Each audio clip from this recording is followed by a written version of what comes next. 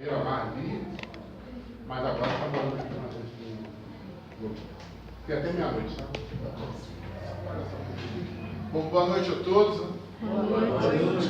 Que a paz do Mestre nos ligou. Já falei para o Pedro que eu sou o Chapolin Colorado.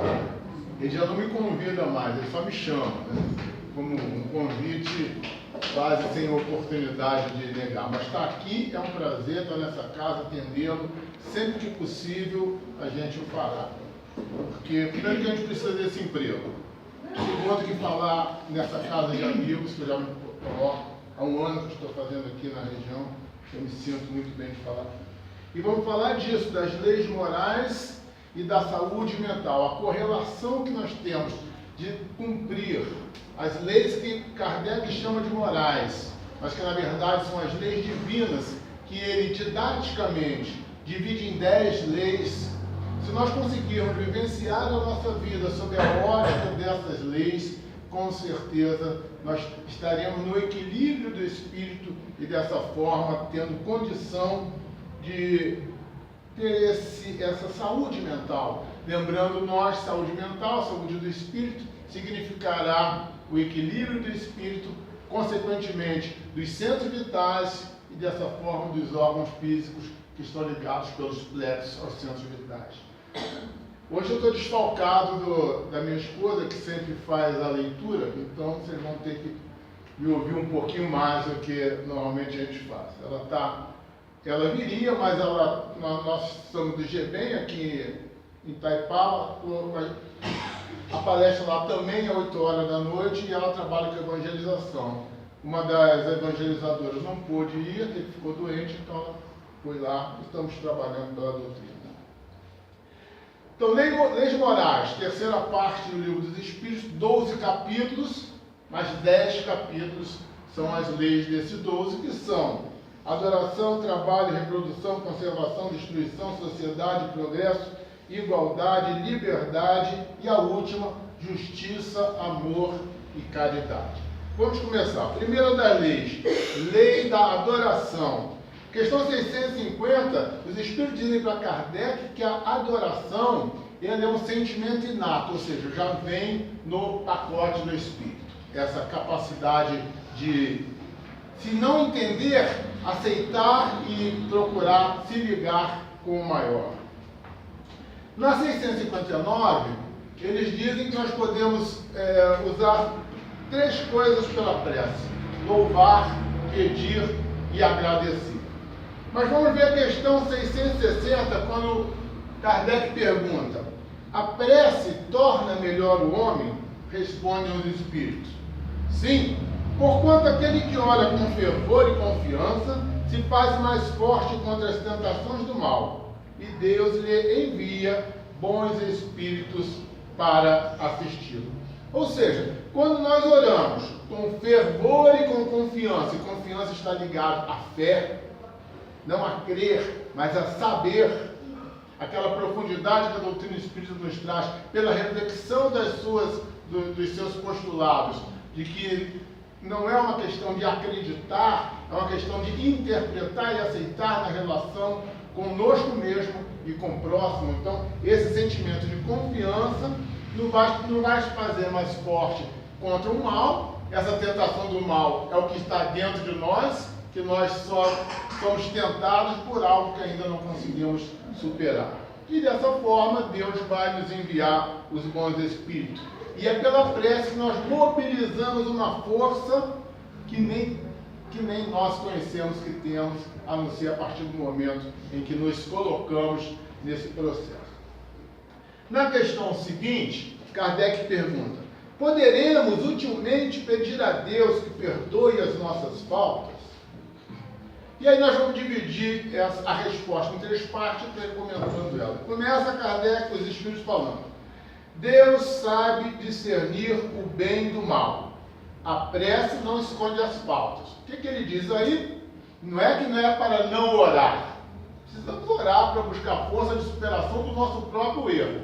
Mas não será a oração que apagará este erro. Continua ele: aquele que a Deus pede perdão de suas faltas, só o obtém mudando de proceder. O que ele quer falar com isso? Que não adianta só orar. É preciso a mudança do comportamento naquela situação que eu reconheço que estive errado. E finaliza, já está ali, as boas ações são a melhor prece. Por isso que os atos valem mais que as palavras. Uma frase interessante, agora pela idade me falta quem falou, que diz o seguinte: saia a evangelizar, se precisar use palavras. Porque evangelizar não é falar, evangelizar é exemplificar, é transformar-se, é modificar-se, é buscar uma ligação do seu comportamento com as leis divinas, com a mensagem que o Cristo nos trouxe. Agora, se além de tudo precisar falar mais alguma coisa, fale. Mas o exemplo é muito melhor que a palavra, ele diz aqui, que as boas ações que são a melhor prece. Então podemos afirmar que a oração é fator decisivo na aquisição de saúde mental. Por quê? Porque ela nos faz vibrar numa faixa diferente, e essa faixa é a faixa de ligação com o alto. E essa faixa não é falácia de religioso, essa faixa vibracional, vibratória, megahertz que a mente produz, quando oramos, é um valor diferente da nossa relação no dia a dia, nas conversas, nos pensamentos. Então, realmente, é aquela faixa onde nós nos abrimos para nos ligarmos com o maior. Próxima lei é a lei do trabalho, questão 674. A necessidade do trabalho é lei da natureza? Responde os espíritos. O trabalho é lei da natureza. Por isso mesmo, constitui uma necessidade. E a civilização obriga o homem a trabalhar mais, porque ele aumenta as necessidades seguras. Se nós andarmos 100 anos atrás, não precisávamos de celular, carro era muito pouco, vários confortos que a sociedade tecnológica evoluída nos traz, não tínhamos. Então não tínhamos necessidade daquilo que não temos, né? Daquilo que não conhecemos. Hoje não, nós temos tudo isso, temos necessidade de ter um carro para nos locomover, necessidade de roupa, necessidade de equipamentos para o nosso lazer, e isso custa dinheiro, isso necessita trabalho. Então, e a doutrina espírita é bem clara quando diz que quando nós amealhamos bens pelo nosso esforço digno, correto, sem prejudicar ninguém, não tem problema nenhum. Agora, existe um problema que mesmo que esses bens sejam amealhados com trabalho honesto, se eu só uso o que eu ganho com a minha produção do trabalho em benefício de mim próprio. Então eu preciso me preocupar com o próximo, eu preciso olhar para o próximo. Então a doutrina espírita interpreta que ter os bens não é problema, mas interpreta que não olhar para a dor do que necessita é um grande problema, e também não justifica o desperdício e muito menos o consumismo. Isso a doutrina espírita não toca, não aceita, porque o consumismo e o desperdício significa que alguém que poderia estar sofrendo daquilo não está por causa dos nossos maus hábitos. Questão 675. Por trabalho, só se deve entender as ocupações materiais? Respondem os espíritos. Não, o espírito trabalha, assim como o corpo. Toda ocupação útil é trabalho. Então, não é todo trabalho que dignifica, porque o traficante é um trabalhador. O assaltante, o miliciano, eles estão trabalhando. E aí Kardec estipula isso, toda ocupação útil. E o que seria ocupação útil? Nós vamos ver na questão 679, quando Kardec pergunta se aquela pessoa que não precisa trabalhar, porque vem de uma família rica, tem bens, como ela deve se portar?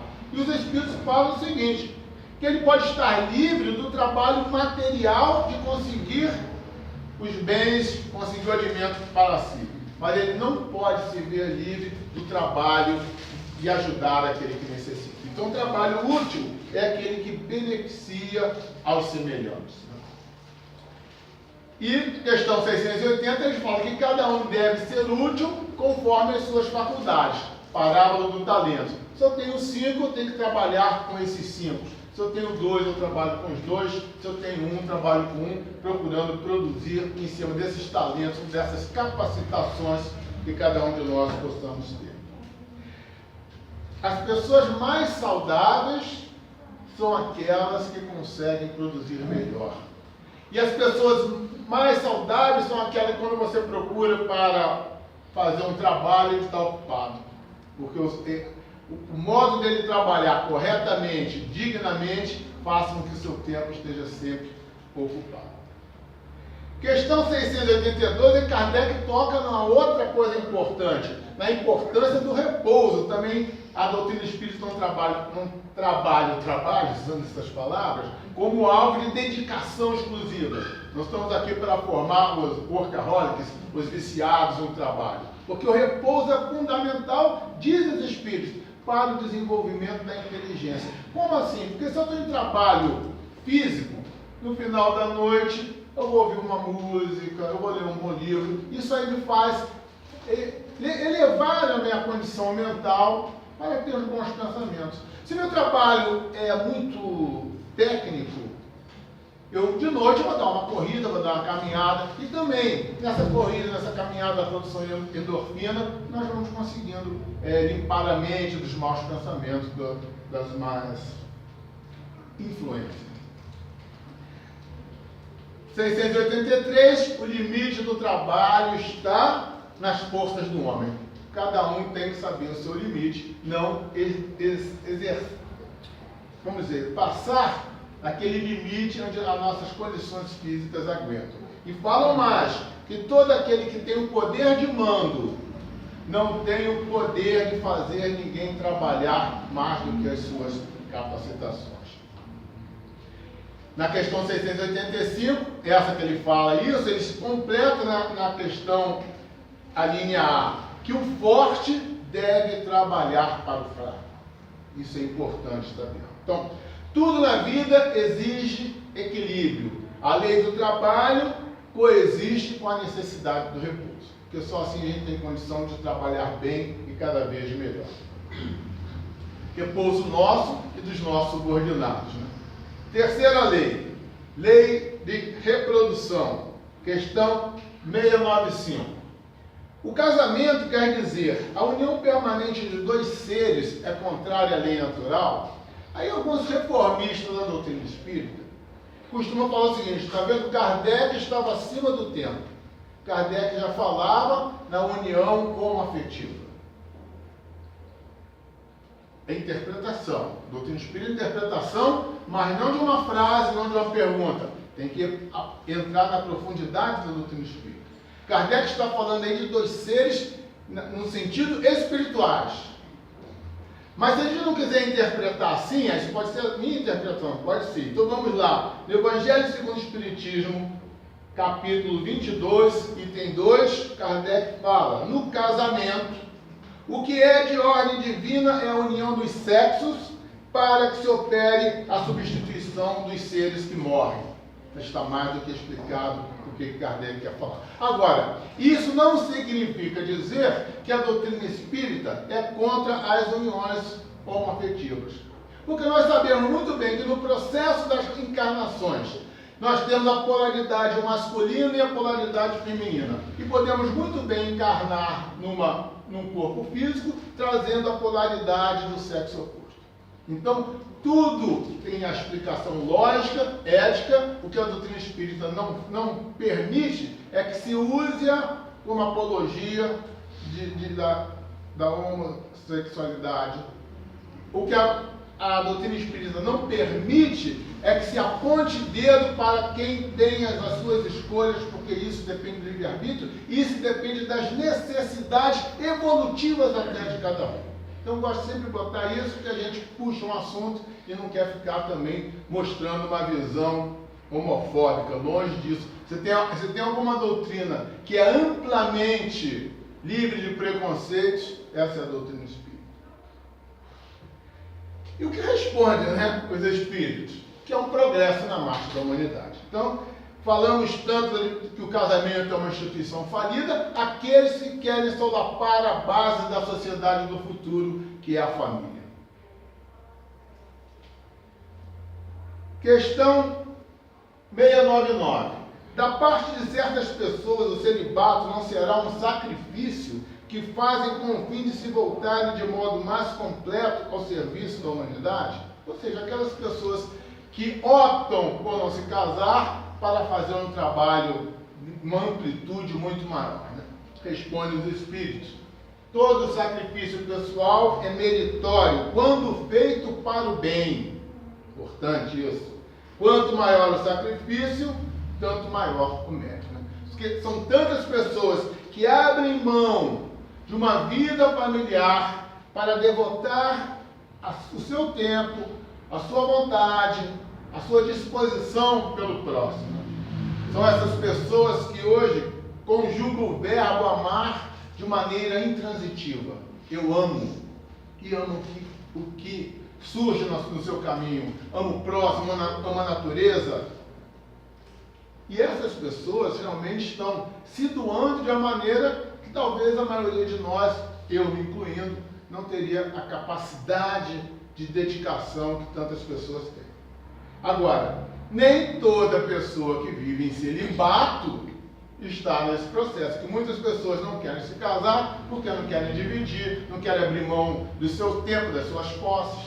Aí é outra coisa. Por isso que ela fala, só é meritório quando é feito para o bem. Bem útil, bem da sociedade, bem de uma comunidade. Chegamos na quarta lei, lei de conservação, onde os Espíritos dizem para Kardec que o instinto de conservação é a lei da natureza. E o instinto de conservação é a base do egoísmo. Então, naturalmente, nós não podemos interpretar, ou melhor, inicialmente, não podemos interpretar o egoísmo como algo negativo. O que torna o egoísmo negativo é que, conforme os espíritos foram crescendo no seu processo evolutivo e foram interpretando suas necessidades e a do próximo, começaram a botar as suas necessidades na frente do próximo. Então, o instinto de conservação que fazia a pessoa ter que sair para caçar, num certo momento, a sua inteligência ele começa a pensar, não, vou esperar que o fulano caça e vou lá e roubo a caça dele. Ou mato ele e fico com a caça dele. E aí que o egoísmo, sob um sentido negativo, que começa a crescer. Mas o instinto de conservação que cada um de nós traz, nos faz esse caminho para dentro de nós mesmos. Ismo, no sentido de ego, eu. Então, o egoísmo é ir no sentido das nossas necessidades. Questão 711. O uso dos bens da terra é um direito de todos os homens? Há 160 anos atrás e agora, atualíssimo esse tema, responde os Espíritos. Esse direito é consequência da necessidade de viver. Mostrando que a doutrina espírita não só não é preconceituosa, como ela é igualitária e progressista. Igualitária no sentido não da divisão igual por todos, nas oportunidades e nas capacitações que todos precisam ter. Essa será a sociedade do futuro. Essa será a sociedade de um planeta em regeneração. Questão 718. A lei de conservação obriga o homem a prover as necessidades do corpo? Resposta: sim, porque sem força e saúde, impossível é o trabalho. Ou seja, aquilo que nós falamos na lei do trabalho, é fundamental que haja o trabalho, é fundamental que haja o descanso. E muitas vezes o descanso, principalmente aquele que trabalha muito trabalho mental, uma corrida, uma caminhada, um exercício físico é fundamental para quebrar o ritmo. Outra questão muito importante, que também gera alguma polêmica quando não se está muito inteirado da doutrina espírita, é essa questão. Merece censura o homem por procurar o bem-estar? Muitos argumentam o seguinte: já sou espírita, então eu não posso ter bens, eu tenho que viver uma vida simples. Viver uma vida simples não significa não ter bem, que eu possa não ter bem nenhum e ser um tremendo de um orgulhoso, um vaidoso, que procura passar os outros para trás. Eu posso ter uma condição de vida abastada, em relação à maioria da sociedade e trabalhar meu tempo, trabalhar meus bens, trabalhar o meu conhecimento em prol dos que necessitam. Então, não é, a doutrina espírita não trabalha com fatos, trabalha com comportamentos perante esses fatos. Responde os espíritos: é natural o desejo do bem-estar, Deus só proíbe o abuso. Ele não condena a procura do bem-estar, desde que não venha diminuí-los nem as forças físicas, nem as forças morais. Se o que eu luto, exemplo, eu tenho algum tipo de defeito que eu não gosto. Ah, meu nariz é assim, minha orelha é assada, minha boca é assim. Nada melhor do que eu procurar um profissional que ele vai me corrigir isso. Por quê? Porque vai melhorar a minha autoestima. Eu vou ser uma pessoa melhor amanhã, eu vou conseguir me relacionar com as pessoas amanhã. E aqueles ortodoxos falam: ah, mas se você veio com esse defeito, é a lei de causa e efeito que lhe obriga a isso. Sim, é. Mas a partir do momento que também Deus permite que a ciência evolua e possa fazer com que eu diminua aquele meu sofrimento, questão 132, nós somos co-partícipes da obra de criação. Então, melhorar condições de vida faz parte do processo de evolução da humanidade. Querer ficar melhor, não no intuito da vaidade, porque aí já é um outro problema, mas no intuito da autoestima melhorada, não tem problema nenhum e é até bem útil. Nós não podemos fazer que a estética valha mais do que a ética. Questão 723, outra questão importante. A alimentação animal é com relação ao homem contrária à lei da natureza? E muitas vezes, minhas pessoas vêm trabalhando com o espírito, tem que deixar de comer carne. Aí deixa de comer carne como Hitler, enquanto Chico Xavier comia carne. Então, não é por aí. Qual é a resposta que os espíritos dão? Importante essa resposta. Dada a vossa constituição física, a carne alimenta a carne, do contrário, o homem perece. Ele, pois, tem que se alimentar conforme reclame a sua organização física. Então, hoje, entre nós, já tem pessoas que não se adaptam à carne, que já vêm, obviamente, trazendo o seu organismo de maneira que não necessite comer carne. Mas para quem precisa de carne, que coma carne. Pode evitar a fartura de começar a comer carne de tudo que é animal. Basta aqueles que nós já comemos. Basta não comer também com tanta fartura. Trabalhar também preocupado com a maneira do abate dos animais. Isso tudo faz parte de uma sociedade que quer evoluir, que quer crescer. Mas simplesmente deixar de comer carne porque eu sou espírita, essa questão aqui deixa bem claro que não é bem assim. Apenas para aquele que a organização física não dispensa a necessidade da carne animal. Próxima lei, lei de destruição, questão 728. É lei da natureza a destruição? Ou seja, a destruição de coisas e de pessoas é de Deus? É divino? Preciso é que tudo se destrua para renascer e se regenerar. Porque o que chamar de destruição não passa de uma transformação que tem por fim renovação e melhoria dos seres vivos. Né? Pensamos sempre na destruição com tragédia, com flagelo, né? Mas por destruição nós temos que entender também transformação, término de um estado e início de um novo estágio.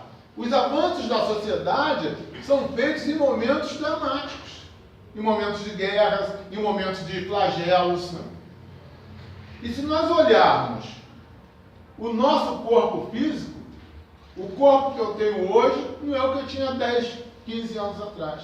Porque no processo das células morrerem e se transformarem, nós vamos, dizem a ciência, que a cada 7 anos nós temos todas as nossas células transformadas, ou substituídas, talvez seja o termo melhor.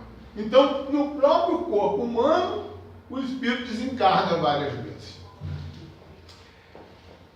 É preciso nós entendermos que nós estamos na Terra, no planeta, encarnados, numa situação de impermanência. Nada é permanente, tudo está num processo de transformação e só evolui aquilo que muda. Aquela pessoa que você fala, como é que é?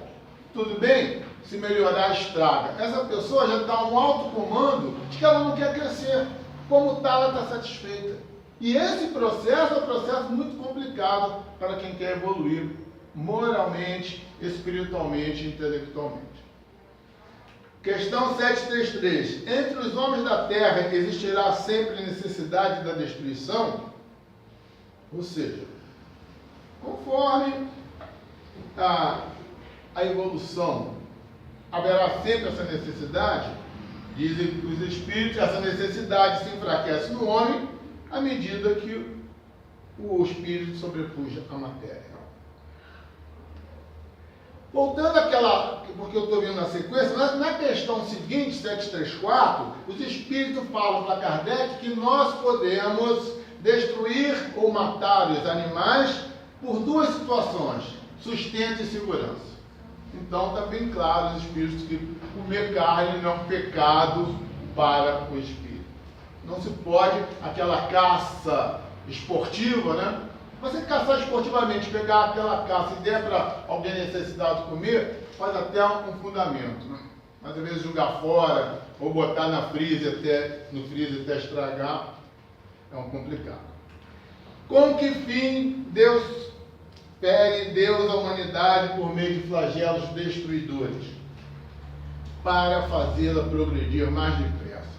E eles vão dar a explicação que nessa necessidade surgem 3 desenvolvimentos: da inteligência, da paciência e da resignação. Inteligência por quê? Quando acontece um flagelo, um terremoto, a ciência vai ter que arrumar um jeito de bolar uma situação que quando acontecer o próximo terremoto, o prejuízo seja o menor possível. Aí acontece o próximo terremoto, continua a morrer bastante gente. Aí precisa o quê? Da paciência.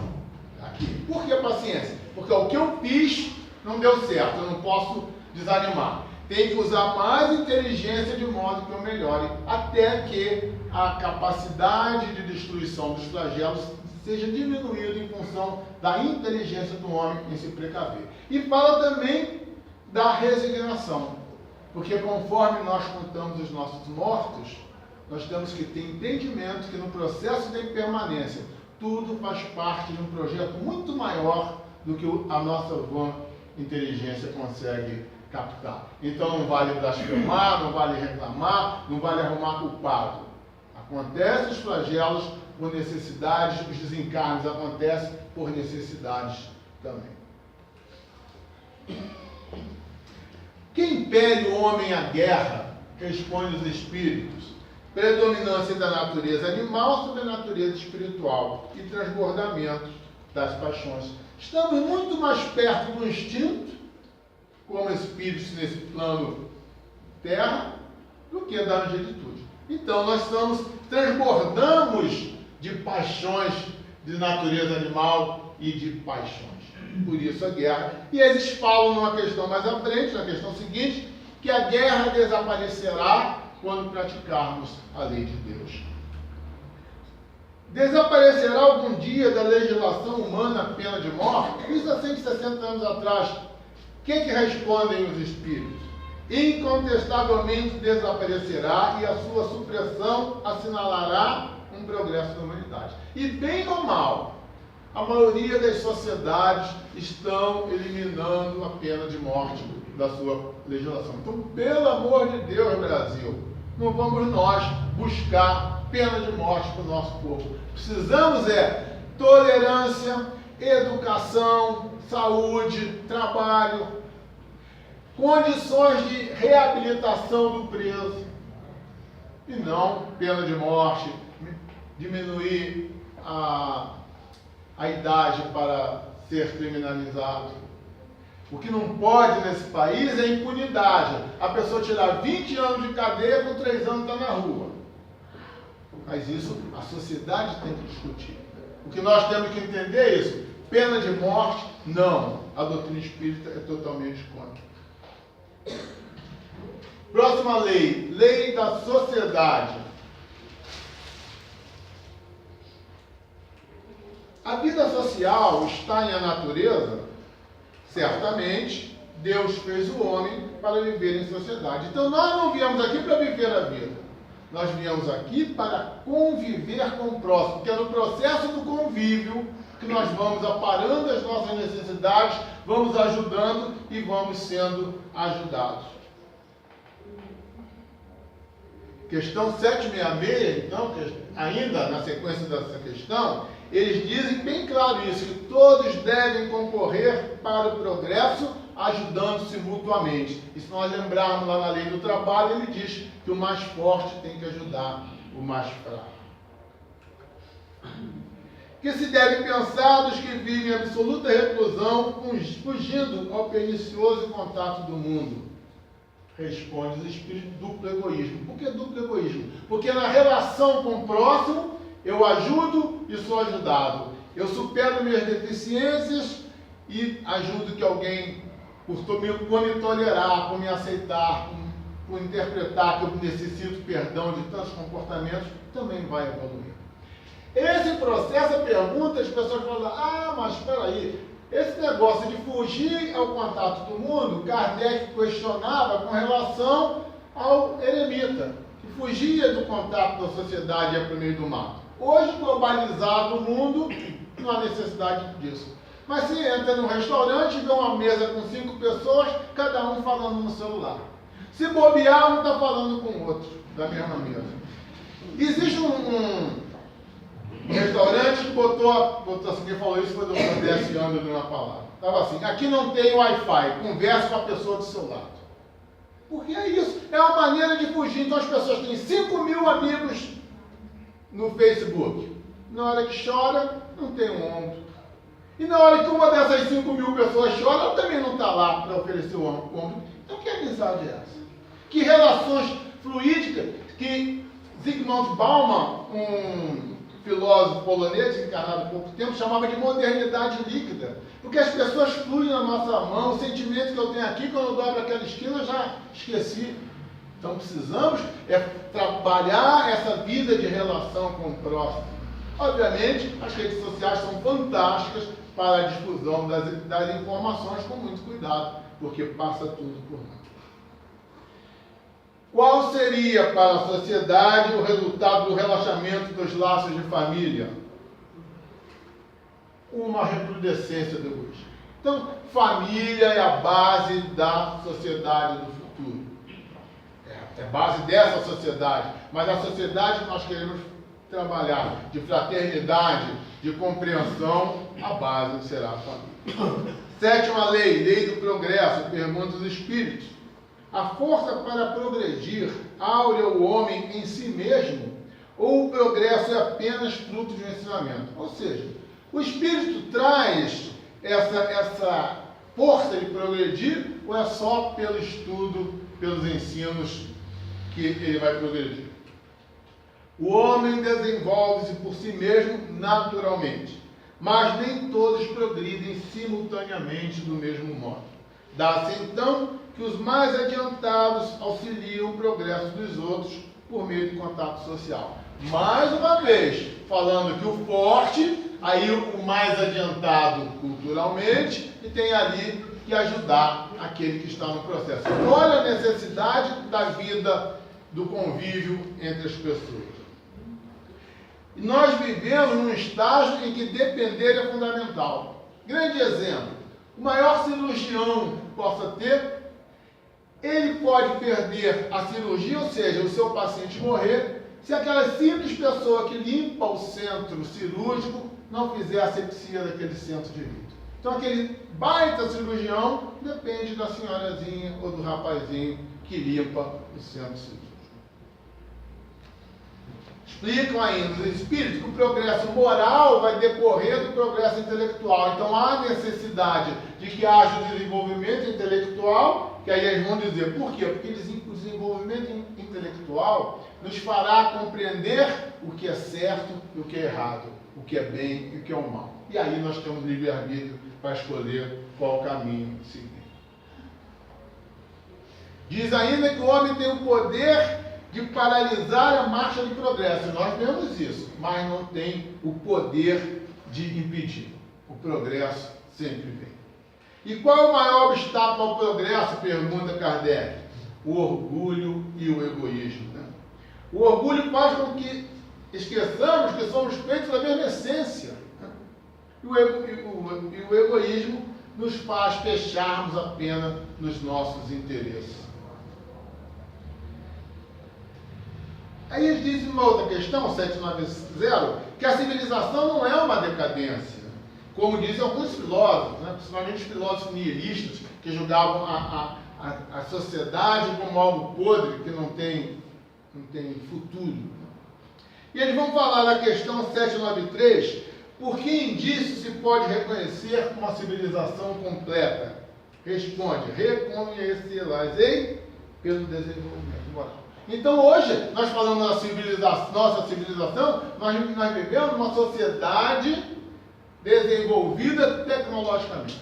O dia que nós desenvolvermos o nosso lado moral como sociedade, aí sim seremos uma civilização nesse sentido de civilização completa. Questão 798. O Espiritismo se tornará crença comum? E aí vem a grande diferença. Quando as pessoas interpretam essa questão, eles interpretam assim, Kardec está perguntando se o Espiritismo será a religião do futuro. Estamos confundindo duas coisas. Religião é uma coisa, crença é outra. Religião é aquilo que me leva a ligar-me com o alto. E crença é aquilo que eu acredito. Então eles perguntam se o Espiritismo se tornará crença comum. Responde os Espíritos.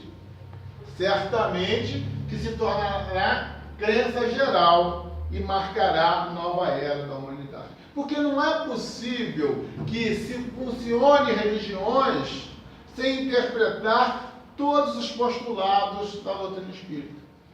E se nós olharmos, bem ou mal, principalmente sob a ótica do catolicismo, o catolicismo já trabalha com essa ideia da reencarnação. O catolicismo já trabalha que o inferno e o céu é um local muito mais local consciencial, mesmo que se torne físico para o espírito encarnado, mas todos, tanto em um quanto em outro, é um local de trabalho para evoluir.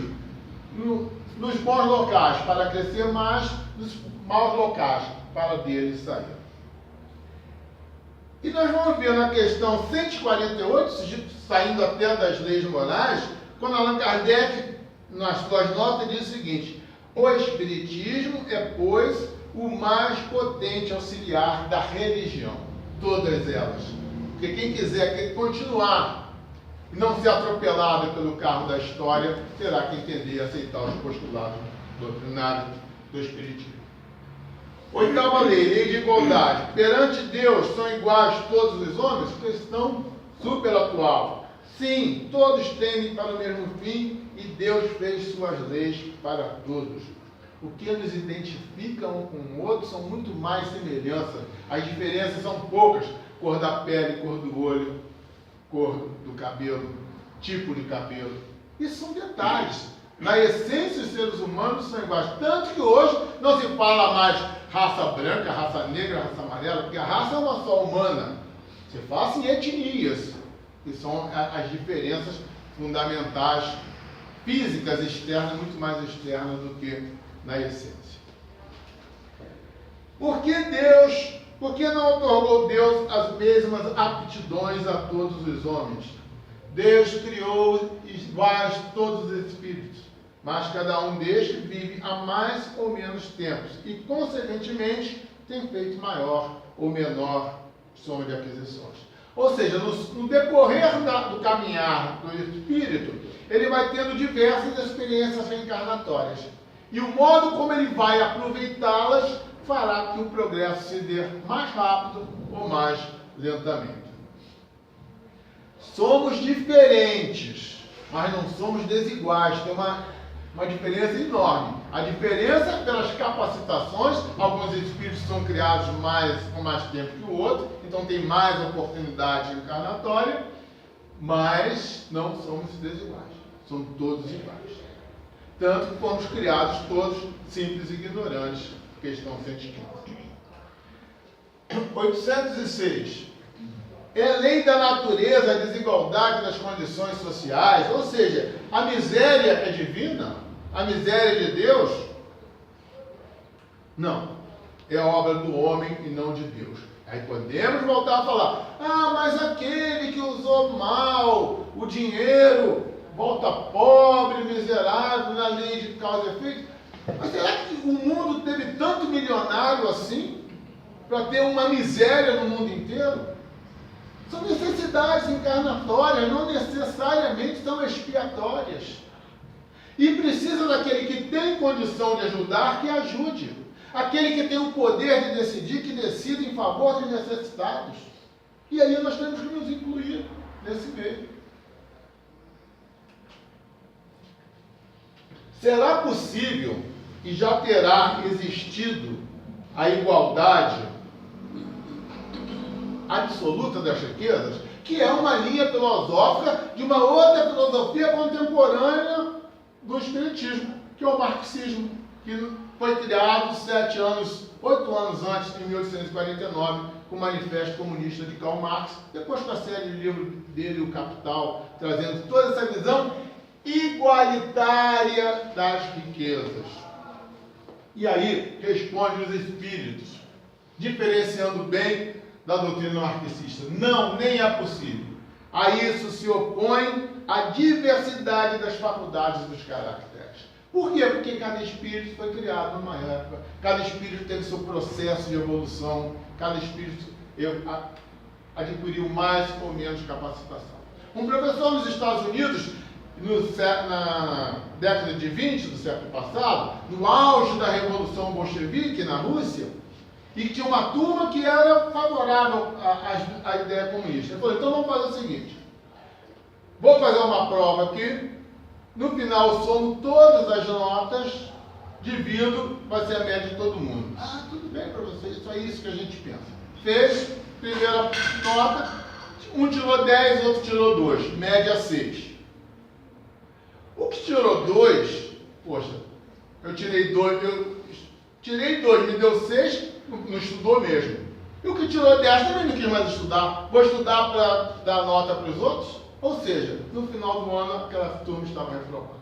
Então não é a divisão das riquezas que fará com que crescerá. Porque na hora que eu dividir, um vai ser mais esperto que o outro e em pouco tempo voltará ao mesmo processo da acumulação.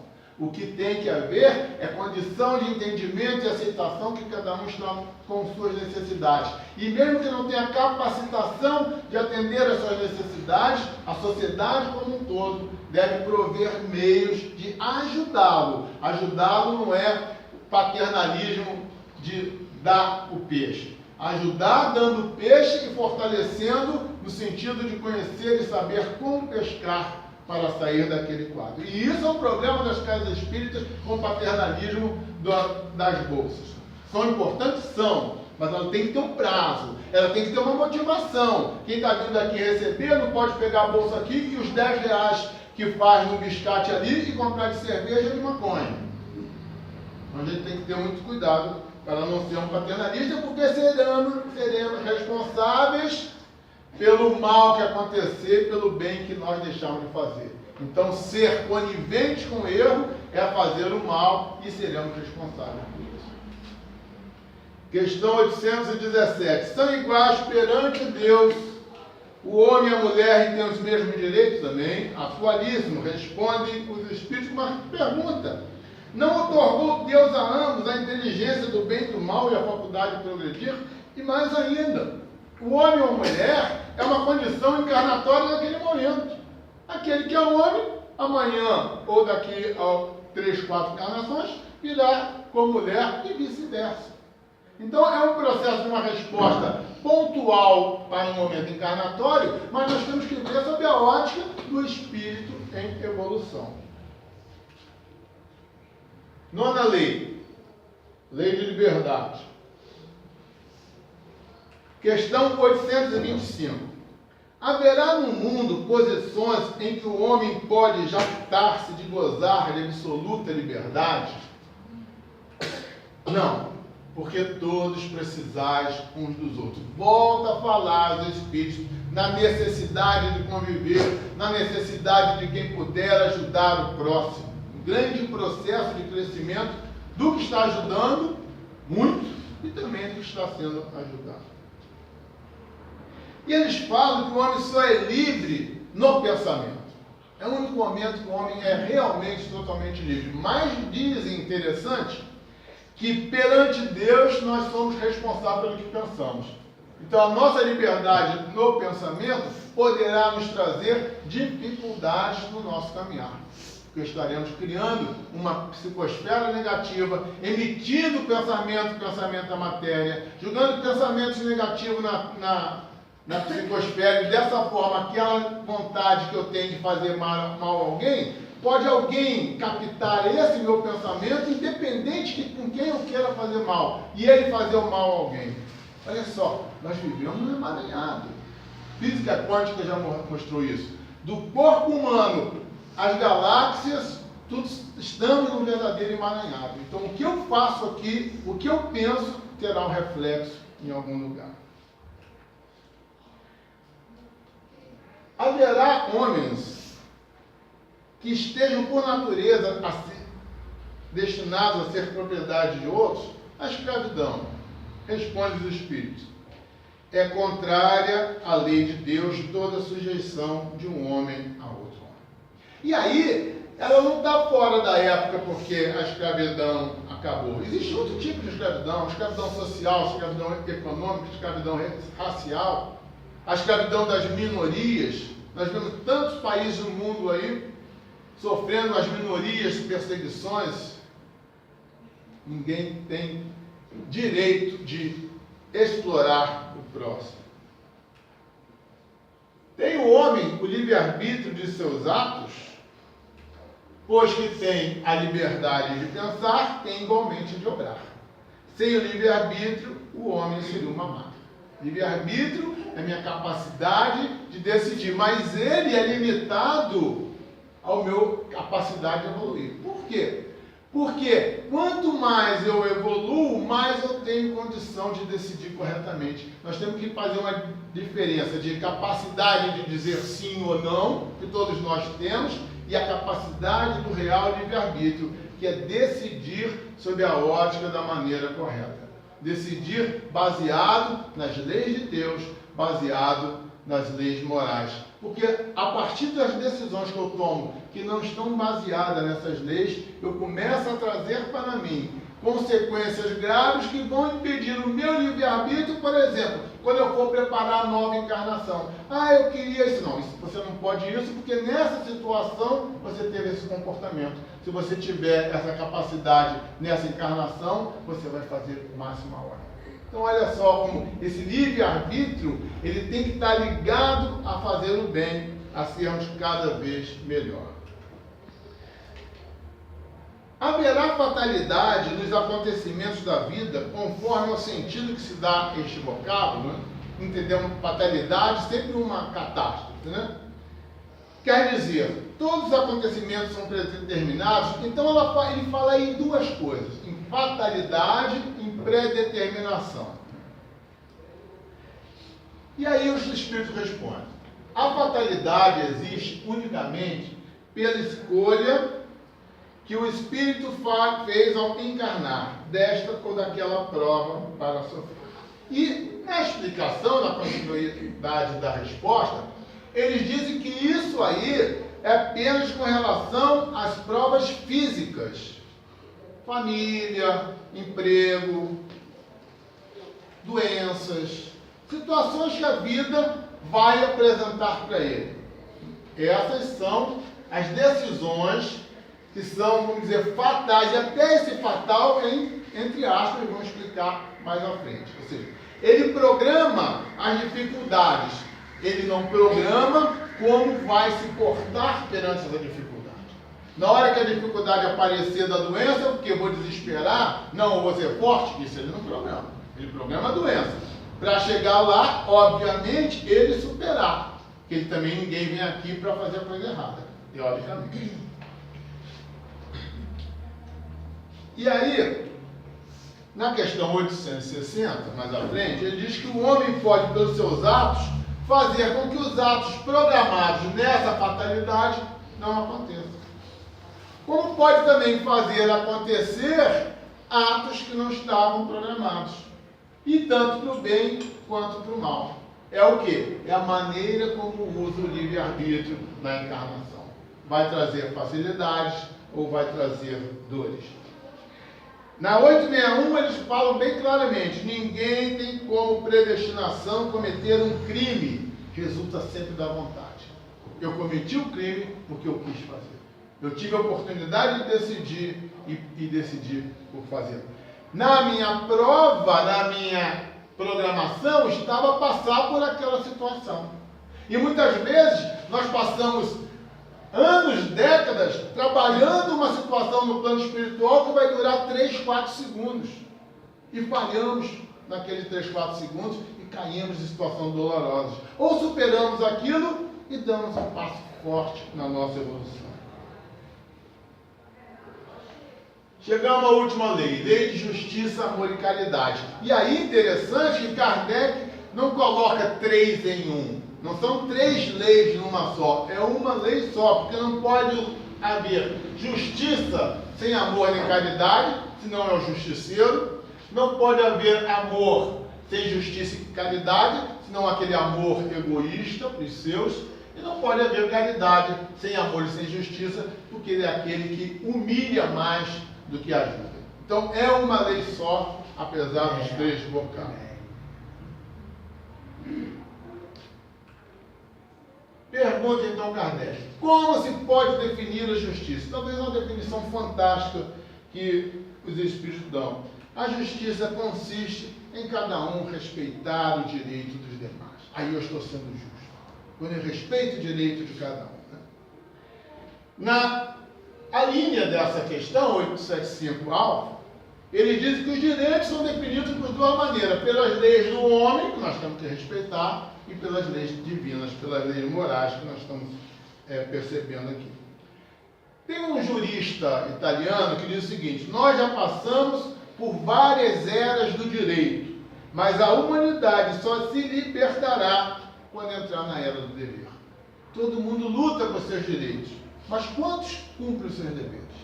É a coisa que cada um tem que pensar quando vai para a rua brigar por direitos. Está cumprindo os seus deveres?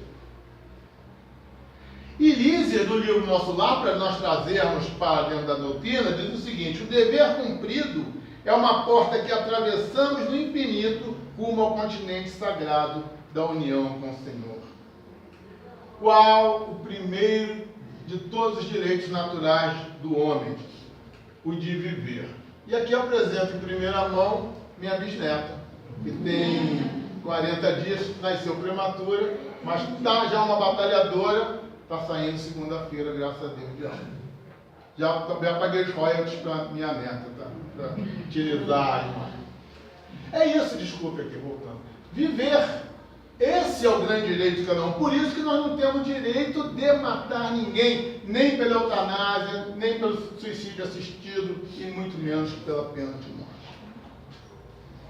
Qual o caráter da legítima propriedade? Propriedade legítima, responde os Espíritos, só é a que foi adquirida sem prejuízo de outro. Se eu adquirir sem lesar ninguém, sem explorar ninguém, essa propriedade é legítima. E aí a pergunta fantástica, né? Qual o verdadeiro sentido da palavra caridade como a entendia Jesus? Olha só, a única questão em O Livro dos Espíritos que Kardec quer saber é a opinião de Jesus. E a resposta, claro: benevolência para com todos, indulgência para as imperfeições dos outros, perdão das ofensas. No nosso estágio, a caridade ainda exige um esforço.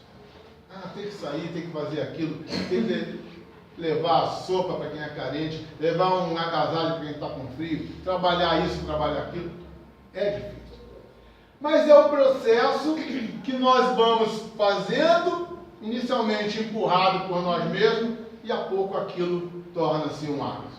Porque educação é um conjunto de atos, já dizia Kardec, no livro dos Espíritos. Ou seja, eu preciso trabalhar as virtudes não na minha mente de querer ser virtuoso. Eu trabalho a virtude trabalhando com afinco cada uma delas.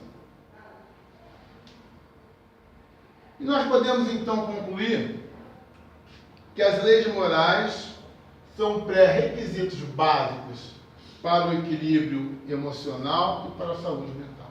Vivemos um grande momento de desequilíbrio no mundo. No Brasil, nesse momento, no mundo também, que precisamos duas coisas. Primeiro, nos transformarmos para melhor. Não adianta querer, já dizia Buda, ser tu a mudança que queres para o mundo. Primeiro, transformarmos. Segundo, orar. Muita oração. Pedindo força, pedindo fé, pedindo equilíbrio nas pessoas que estão à frente de diversos movimentos sociais, das pessoas que estão à frente das potências mundiais, das potências nucleares, principalmente, que haja um grande equilíbrio para este momento.